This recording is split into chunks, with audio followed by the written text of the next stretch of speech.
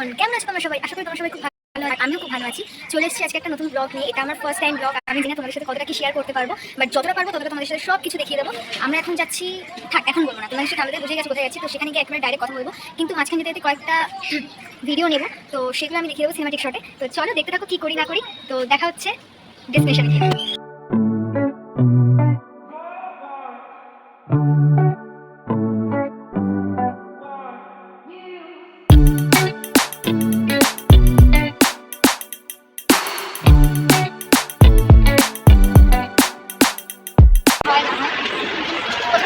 প্রথমত আমি সেকেন্ডবার আসা নতুন সালে, বাট নেক্সট যখন থেকে চালু হচ্ছে তখন এই ফার্স্ট টাইমে আসা।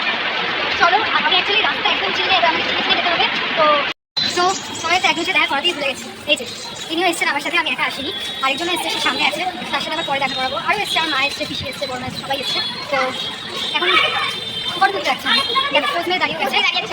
তো একটা জিনিস লক্ষ্য করেছি, মানে পারলে হাত ধরে টেনে নিয়ে যাবে মানুষ, যে এটা কেন ওটা কেন সেটা ভাই কিনবো ঠিকই, ডাকছো ঠিকই, কিন্তু আপনার হাত ধরে টেনে নিয়ে যাবে কি আছে, আমি তো বুঝতে পারছি না। তো আমরা এখন যাচ্ছি পুজো দেবো, এবার পুজো দেওয়ার জন্য কিনতে হবে। তো চলো, বাট এই জায়গাটা সত্যি খুব সুন্দর করেছে। মানে আমার যদি ইমপ্রেশন বলতে চাও জায়গাটা কিরকম, সত্যি ভূতভক্ত জায়গা। যদি কখনো পারো, যারা কলকাতায় আছে তারা অবশ্যই দক্ষিণেশ্বরের সাথে ঘুরে যাবে, কারণ আপনার তীর্থস্থানে তো এসে ঘুরতে হবেই। তো এসেও দেখে যাও, আমাদের জায়গাটা খুব সুন্দর করেছে, সত্যি খুব সুন্দর।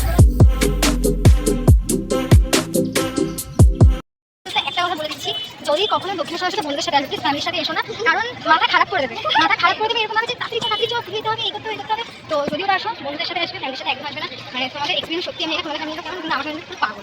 যাই হোক, এটা আমার ফার্স্ট ব্লগ। আবারও বলছি, যদি কোনো ভুল ত্রুটি হয় তো ক্ষমা করে দিও। নেক্সট টাইম আরও এর থেকে বেটার করার চেষ্টা করবো। বাট চলো।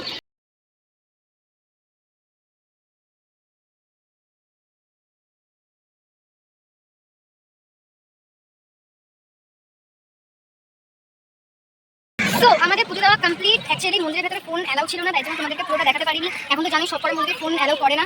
তো খুব ভালোভাবে পুজো দিতে পেরেছি, খুব ভক্তি দিতে পেরেছি। শুধু একটুখানি খামতি ছিল যে মন্দিরের ভেতরে যে পুরোহিত ওরা ছিলেন, যে ওরা নাম করতে হবে ওরকমভাবে পুজো দিতে দেয় না। তো ওইটুকুনি যে খামতি ছিল, আর এছাড়া সব কিছু ঠিকঠাক ছিল, ভালোভাবে পুজো দিয়েছি। আর এখানকার জায়গাটা সত্যি মানে আগের থেকে অনেক বেটার বানিয়েছে জায়গাটা। আর এমনি খুব রোদ, খুব গরম, মানে পাচ্ছি না। বাট সত্যি বলতে মায়ের কাছে এসে মনে হচ্ছে না যে গরম বা রোদ, মানে অনেক মিষ্টিভাবে পুজো দিয়েছি।